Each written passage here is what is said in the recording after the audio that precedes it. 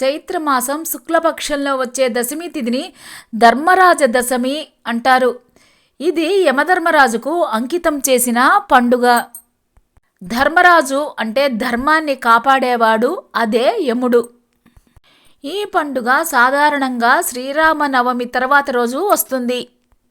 యముడు మరణదేవుడు, ధర్మాధిపతి, న్యాయం చేసే దేవుడు, పాప పుణ్యాల ఫలితాన్ని నిర్ణయించే అధికారి.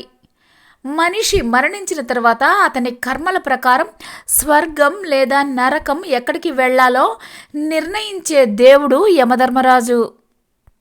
ఆయనకు సహాయకుడు చిత్రగుప్తుడు. మన జీవితంలోని ప్రతి కర్మను చిత్రగుప్తుడు నమోదు చేస్తాడు.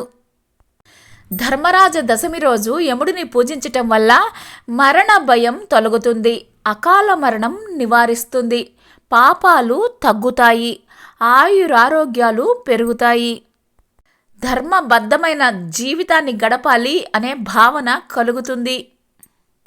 ధర్మరాజ దశమి రోజు ఏమి చేయాలి అంటే ఉదయం బ్రహ్మముహూర్తంలో లేవాలి, స్నానం చేసి శుభ్రంగా ఉండాలి, ఇంట్లో యమధర్మరాజు చిత్రపటం లేదా ప్రతిమను ఉంచాలి, దీపాన్ని వెలిగించి పువ్వులు సమర్పించాలి, పండ్లు పాయసాన్ని నైవేద్యంగా పెట్టాలి, నీటితోటి అర్ఘ్యం ఇవ్వాలి. ఓం యమాయ నమః, ఓం ధర్మరాజాయ నమః అంటూ యముడిని ప్రార్థన చేయాలి. తరువాత యముడికి వందనాన్ని చేయాలి.